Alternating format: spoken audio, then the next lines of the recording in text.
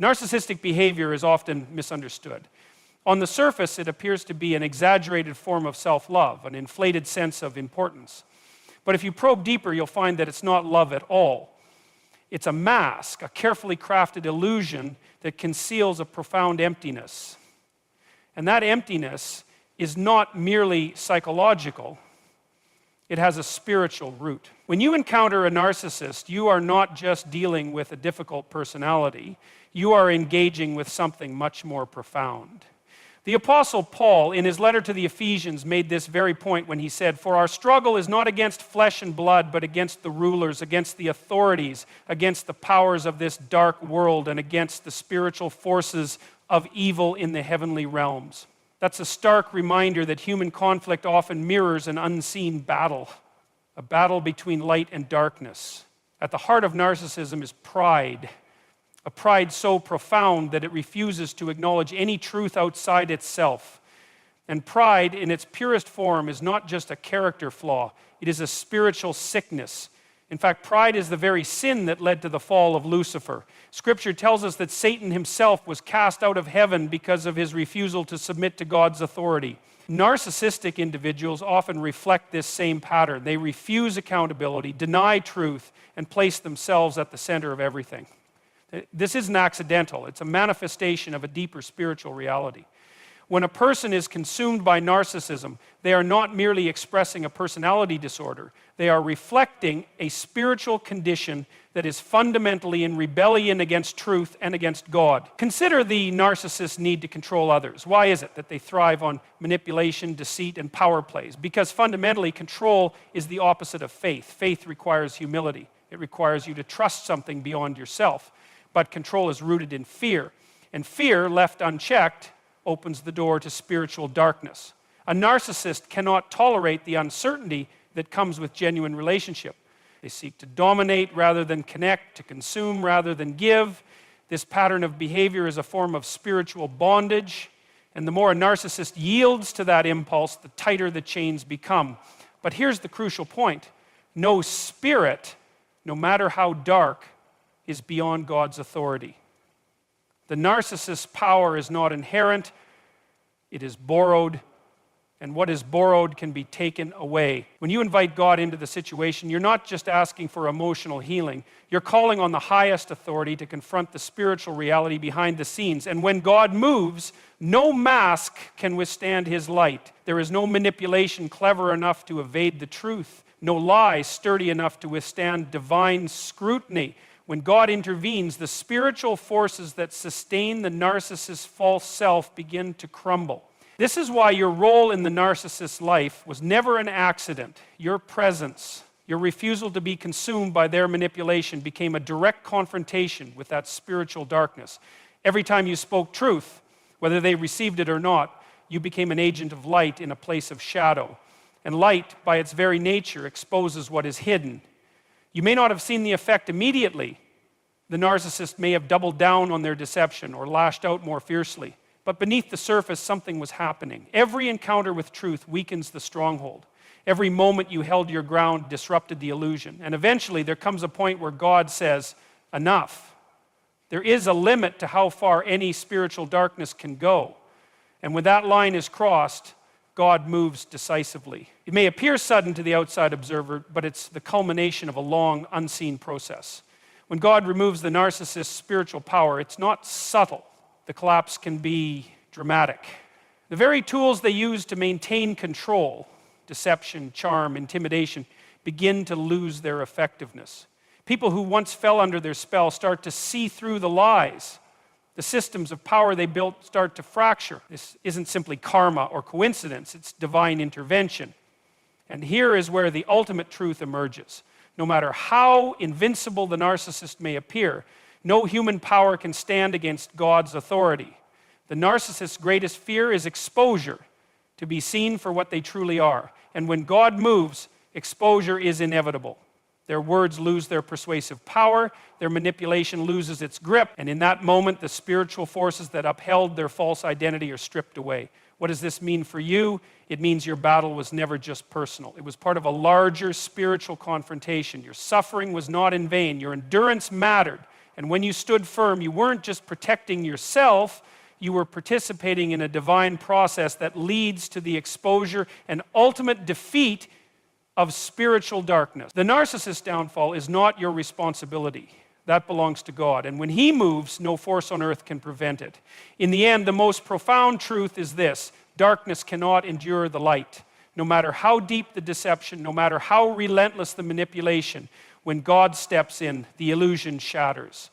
And when that happens, the narcissist's power, no matter how overwhelming it once seemed, is reduced to nothing. And you are free, because the God who called you into this battle is the same God who ensures your victory. The narcissist's entire identity is built on a fragile foundation of illusion. It's not simply that they exaggerate their own importance or present a false front to the world, it's that they must do so. Their survival, at least as they perceive it, depends on maintaining this carefully curated persona. At the core of this facade lies a profound insecurity, an internal emptiness that they work tirelessly to conceal. And it is precisely this emptiness that makes them so vulnerable to truth. The truth has a destabilizing effect on any structure built on deception. And when God moves, that truth becomes an unstoppable force. What makes the truth so threatening to a narcissist is that it exposes the gap between who they pretend to be and who they really are. Most people are willing to acknowledge their flaws, however uncomfortable that might be. But for the narcissist, this is intolerable. Their entire psychological defense system is built around the denial of vulnerability. They cannot afford to admit weakness, because to do so would unravel the image they've constructed. And this is where the spiritual dimension of their behavior becomes most evident. A person who is secure in their identity, especially one grounded in faith, does not need to manipulate or deceive. But the narcissist, lacking that foundation, becomes enslaved to the illusion they've created. They are not in control of it, it is in control of them. This is why God's intervention is so devastating to the narcissist's false identity. When God moves, He does not merely address surface-level behavior. He goes straight to the root, the spiritual stronghold beneath the mask. This is not a comfortable process. In fact, it is often excruciating. But it is also necessary. You cannot heal what you refuse to reveal. And when God brings truth into a situation dominated by lies, the narcissist faces a choice: either confront their brokenness or double down on deception. But here's the thing: their ability to sustain the deception is not infinite. Eventually, the weight of reality becomes too much to bear. You may have noticed how the narcissist in your life reacted when you began to stand firm in the truth. It wasn't simply irritation or frustration. It was panic, because truth threatens the very foundation of their existence. And the more you refuse to play along with their falsehoods, the more unstable their carefully maintained world became. This is not just psychological, it is deeply spiritual. Lies cannot coexist indefinitely with truth. Sooner or later, one must give way. And when God's truth enters the picture, the lies always collapse under its weight. But here is the remarkable thing. When God strips away the narcissist's spiritual armor, He is not acting out of cruelty. Quite the opposite. Exposure is the first step toward freedom. The narcissist cannot be healed while they are still imprisoned by their illusions. And while God will never force transformation on anyone, He will create conditions that make deception unsustainable. This is why the narcissist's world often seems to implode without warning.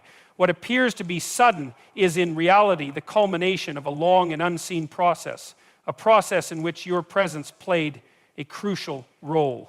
Your refusal to accept their version of reality was not just an act of self-preservation, it was a spiritual intervention.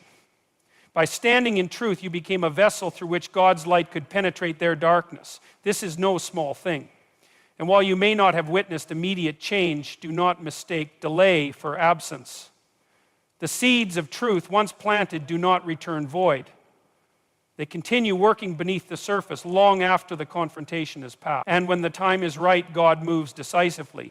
It is also worth noting that the narcissist's apparent power is only effective as long as people cooperate with their illusion. The moment you withdraw your agreement, the moment you refuse to be complicit in their deception, their influence weakens, and when God amplifies that truth, their entire house of cards collapses. This is not merely a psychological consequence. It is a spiritual reality. Darkness cannot withstand sustained exposure to light. No matter how tightly the narcissist clings to their false identity, they cannot outmaneuver the truth of God's authority. This is why your role in the narcissist's life was so significant. You may have felt powerless at times, overwhelmed by their manipulation or gaslighting, but in reality, your commitment to truth was a profound act of defiance against the forces that sought to keep them in bondage. You were never just dealing with a personality issue. You were participating in a larger spiritual battle. And in that battle, truth is the most potent weapon. When God intervenes, he does not leave things as they are. He disrupts, he reveals, and ultimately he redeems. And while the narcissist may resist that process, they cannot prevent it. There is a limit to how long darkness can prevail. And when that limit is reached, God acts, not out of vengeance, but out of a relentless desire to bring all things into the light. And when that light shines, no illusion can remain intact. So if you have ever wondered whether your pain had a purpose, know this. Your presence was not accidental. Your endurance was not meaningless. You were a vessel through which God's truth entered a place of profound deception. And no matter how much resistance you face, the truth has already begun its work. And in the end, nothing, no lie, no manipulation, no false identity can stand against the power of God's truth. One of the most profound truths about human nature is that no one can outrun the consequences of their actions indefinitely. This applies to everyone, but especially to the narcissist. At first glance, it might seem like they escape accountability with ease. They manipulate, deceive, and exploit without appearing to suffer any real consequences. They project an image of invincibility, unshakable, untouchable. But beneath that exterior lies a truth they cannot escape. God's moral and spiritual order cannot be circumvented. Sooner or later, the weight of their actions catches up with them. And when it does, the consequences are often far more devastating than anyone anticipates. The narcissist's life is built on a fundamental contradiction. On one hand, they crave control. They want to shape reality according to their desires. Yet on the other hand, reality itself operates according to principles that no human being, no matter how cunning or manipulative, can alter. This is where the spiritual dimension becomes crucial to understand. There are moral laws as real and unyielding as the physical laws governing the universe. You cannot sow seeds of deception, pride, and destruction without eventually reaping the corresponding harvest. The narcissist, for all their apparent cleverness, is no exception to this rule. What makes this dynamic so fascinating and so tragic is how unaware the narcissist often is of the trap they are setting for themselves. Their desire to maintain a false self-image compels them to ignore reality. They are masters at rationalizing their behavior, convincing themselves that they are above ordinary standards of right and wrong. But no one is above those standards. You might evade human accountability for a time. You might even convince the world that you are something you are not. But you cannot evade divine accountability. Sooner or later, the truth asserts itself. And when it does, it has a way of dismantling every carefully crafted lie. It is no accident that Scripture repeatedly emphasizes the inevitability of this process. Galatians 6:7 says it plainly, "Do not be deceived. God cannot be mocked. A man reaps what he sows." This isn't just a moral warning, it is a spiritual law. When you engage in manipulation, you invite chaos. When you live by deception, you eventually become ensnared by it. And here is the truth the narcissist cannot fully grasp. Their entire strategy for avoiding pain and vulnerability is the very thing that ensures their eventual downfall. It's important to recognize that God's intervention in the narcissist's life is not arbitrary. He is not a distant, indifferent observer. When God moves, he does so with intention and precision. He allows the consequences of a narcissist's actions to unfold not out of malice, but out of a desire to bring truth and redemption. This is where things become truly sobering. Because when God allows the consequences of sin to manifest, it is not merely a matter of external loss. It reaches down into the very core of a person's identity. For the narcissist, this is terrifying. Their entire identity is built around avoiding the truth of who they really are. They construct elaborate defense mechanisms to shield themselves from feelings of inadequacy and shame. But when God moves, those defenses begin to crumble. And without those defenses, the narcissist is left exposed, not only to the people they sought to manipulate, but more importantly to themselves. There is no more terrifying confrontation than the one we have with our own brokenness. And the narcissist, for all their bluster and bravado, is no exception. It's also worth considering how this process affects those who have been harmed by the narcissist. There is often a sense of powerlessness in the face of their manipulation, a sense that nothing will ever change. But appearances are deceiving. You may not see the immediate consequences of their actions, but that does not mean those consequences aren't unfolding. The wheels of divine justice turn slowly but surely. And when God decides that the time for accountability has arrived, nothing can prevent it. One of the most striking aspects of God's justice is how comprehensive it is. The narcissist does not merely face external consequences, loss of relationships, reputational damage, material decline. They face internal consequences that are far more devastating. When God removes his restraining hand, the narcissist becomes a prisoner of their own dysfunction. The very patterns of behavior they once wielded as weapons become chains that bind them. Their manipulation isolates them, their pride blinds them, their relentless pursuit of control ultimately controls them. And when the illusion collapses, it does so completely. This process is not instantaneous. It unfolds over time, but it is inevitable. And if you have ever felt like the narcissist got away with it, understand this: no one escapes divine accountability. There is a profound comfort in knowing that the truth is never ultimately defeated. No matter how much deception a person employs, no matter how elaborate their facade, they cannot escape the reality of who they are and what they have done. If you have been caught in the orbit of a narcissist's manipulation, you need to know that your pain was not unseen. Your suffering was not meaningless.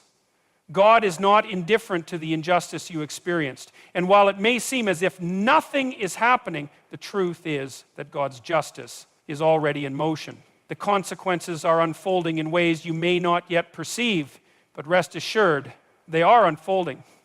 The narcissist's greatest mistake is believing they can control reality indefinitely.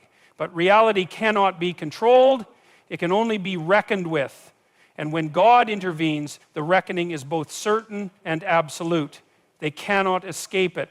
And the truth, when it finally breaks through, is not only their greatest fear, it is their ultimate undoing. One of the most profound truths about human nature, and one that is often ignored, is that no one can sustain a life built on deception without paying a price. The narcissist, for all their manipulation and control, cannot escape the reality of their own inner fragmentation. What's fascinating and tragic is that the very tactics they use to dominate others are the same forces that ultimately destroy them. And when God intervenes, the masks they wear cannot withstand the weight of truth. The process by which God dismantles the narcissist's facade is not always visible from the outside, but it is always thorough. And perhaps the most striking part of this process is how it exposes what the narcissist fears most: the truth about themselves. Narcissism, at its core, is a defense against reality. It is a carefully constructed illusion, a means of avoiding the pain of inadequacy, shame, and vulnerability. At some point, whether through childhood trauma, emotional neglect, or a profound sense of worthlessness, the narcissist made an unconscious decision: I will never be weak, I will never be hurt again. This decision leads to the creation of a false self, an idealized image that is projected to the world. And this false self becomes a prison. It requires constant maintenance. It demands validation, and any threat to it must be crushed or discarded. But here's the problem: reality does not bend indefinitely to human will. You can suppress the truth for a time. You can even deceive yourself. But the truth always asserts itself eventually.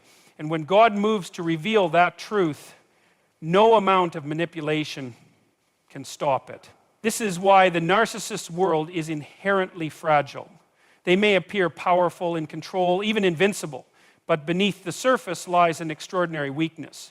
Their identity is not grounded in truth. It is a performance. And like any performance, it cannot continue forever. God, in his wisdom and justice, allows the narcissist to walk a certain path, but he also ensures that the consequences of their deception will come home to roost. And when that happens, the narcissist is forced to face what they've spent a lifetime avoiding, the truth about who they really are. What's particularly striking about this process is how subtle it often is. From the outside, it may appear as though nothing is changing. The narcissist may seem to go on manipulating without consequence. But beneath the surface, something far more profound is taking place. The internal machinery that sustains their false self begins to break down. The lies they've told themselves no longer hold. The relationships they've exploited start to collapse. And as these external structures fall away, the internal chaos they've suppressed rises to the surface. This unraveling is not simply a psychological phenomenon, it is a spiritual one. When God intervenes, he does not merely address the narcissist's behavior. He goes deeper. He exposes the root of the problem, the spiritual disorder at the heart of their identity. And this is why no amount of external success can save the narcissist from this reckoning. You can accumulate power, wealth, admiration, but if your identity is rooted in a lie, that lie will eventually destroy you. And when God removes his hand of restraint, the very strategies the narcissist relied on for survival become the instruments of their own undoing. Consider the narcissist's relentless need for control. It is not merely a personality quirk, it is a survival mechanism. If they do not control others, they fear being overwhelmed by their own inner emptiness. But here is the irony. The more they attempt to control others, the more out of control their own lives become. Their manipulation isolates them. Their lies catch up with them. The people they once used begin to turn away. And without a constant source of external validation, the false self they have constructed starts to fracture. This is not a process anyone can interrupt or reverse. It is the inevitable consequence of living in opposition to truth. And here is where God's intervention is both terrifying and merciful. Terrifying because it strips away every illusion. Merciful because it offers a final opportunity to confront reality and turn toward healing. But for the narcissist, this confrontation is unbearable. To admit the truth means acknowledging their vulnerability, the very thing they've spent their entire lives avoiding. And many will go to extraordinary lengths to avoid that reckoning. They will double down on manipulation, escalate their control tactics, or retreat into a deeper form of self-deception. But none of these strategies can ultimately protect them from the truth. For those who have suffered at the hands of a narcissist, it is vital to understand this. God's justice is not absent. It is patient, it is thorough, and it is inevitable. You may not see the full extent of the narcissist's unraveling, but that does not mean it isn't happening. Every act of manipulation carries a cost. Every lie weakens the foundation of their identity, and when God moves, that foundation cannot hold. What's more, God's intervention extends beyond the narcissist. It is also for those who have been harmed. When you walk away, when you refuse to engage in their cycle of control, you are not just protecting yourself, you are aligning with a deeper truth. You are affirming that no one has the right to define your reality through deception. And in doing so, you participate in the very process by which God brings the truth to light. In the end, the narcissist's greatest nightmare is not losing control over others, it is losing control over themselves. And that is precisely what happens when God exposes their deception. They cannot escape the truth forever. And when the truth finally breaks through, it doesn't merely shatter their illusions, it reveals a far more profound reality that no one, no matter how cunning, can outmaneuver the truth of who they really are. One of the most profound realities about the human condition is that no one can escape the consequences of their moral choices indefinitely. You can deceive others for a time, perhaps even yourself, but eventually truth asserts itself with undeniable force. When God moves to address the narcissist's behavior, he does not simply focus on their outward actions. He goes deeper to the very structure of their being. And when the narcissist's spirit is laid bare before that divine truth, no amount of manipulation or control can shield them from the reality they've long sought to avoid. It is essential to understand that the narcissist's life is built on a foundation of deception, both internal and external. Outwardly, they construct a persona designed to evoke admiration and submission from those around them. Inwardly, they cling to a distorted self-vision to avoid confronting the shame and emptiness that lies at their core. this dual deception is not sustainable. It may endure for a season, sometimes for years, but it always comes at a cost. And when God determines that the time has come to intervene, the entire structure begins to collapse under the weight of its own falsehood.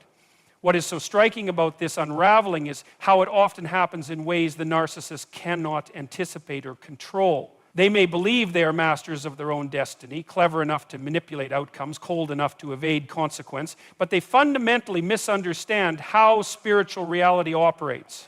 There are laws, moral, psychological, and spiritual, that cannot be broken without consequence. The narcissist's pride blinds them to these laws. They believe they are the exception, that they can manipulate reality itself. But no one outruns the truth forever. And when God removes the spiritual forces that have enabled their deception, they find themselves exposed in a way they never imagined. The consequences of this exposure are profound. Without the veil of illusion, the narcissist is forced to confront a terrifying reality. Their life is not as invincible or as ordered as they believed. The relationships they once controlled begin to crumble. Their strategies lose their potency. And beneath all their schemes lies a truth they have spent a lifetime avoiding. They are not, in fact, in control. This realization strikes at the very core of the narcissist's identity, which is rooted in the belief that they are superior, untouchable. To be stripped of that illusion is to face a kind of existential crisis, a collapse of the false self they have so carefully cultivated. And it is here, in this collapse, that the true nature of God's intervention becomes clear. This process is not merely punitive, it is revelatory. By exposing the narcissist's falsehood, God offers a final merciful opportunity, a chance to turn toward truth and healing. But for the narcissist, accepting this opportunity is extraordinarily difficult. To admit the truth is to admit vulnerability. And for someone who has built their entire identity around the rejection of vulnerability, this is a nearly impossible task. What is fascinating and deeply tragic is how the narcissist often responds to this divine exposure. Rather than turning toward truth, many will double down on their deception. Faced with the collapse of their illusions, they will attempt to rebuild the facade, to regain control by any means necessary. But the problem is, once truth has been revealed, it cannot be fully hidden again. The people they once manipulated begin to see through the act. The power they once wielded loses its grip.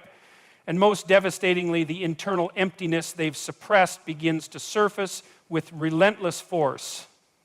This internal collapse is not simply psychological, it is spiritual. When God removes the demonic spirit that empowered the narcissist's deception, he also removes the false sense of power and invincibility that came with it.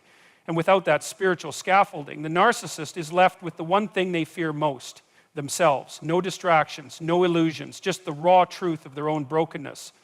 And for someone who has spent their life fleeing from that reality, it is a devastating reckoning. And yet, this reckoning is not without purpose. And the stripping away of illusions is an act of both justice and mercy. Justice, because no one escapes the moral consequences of their actions. Mercy, because even the narcissist is not beyond the possibility of redemption. But that redemption requires an act of will, a willingness to face the truth and surrender to it. And that is a choice no one else can make for them. For those who have been harmed by the narcissist, this process is both a comfort and a warning. It is a comfort to know that no deception lasts forever, that God sees all and will in his time bring everything to light. But it is also a warning, a reminder that no one is exempt from the laws of spiritual reality. And when God moves, he moves decisively. There are no half measures. What is false will be revealed. What is broken will be laid bare. And no one, no matter how powerful they appear, can withstand the force of that truth. In the end, the narcissist's greatest fear is not losing control over others. It is losing control over themselves. And that is precisely what happens when God intervenes. The truth they've so desperately avoided becomes inescapable. And once the illusion is shattered, there is no going back.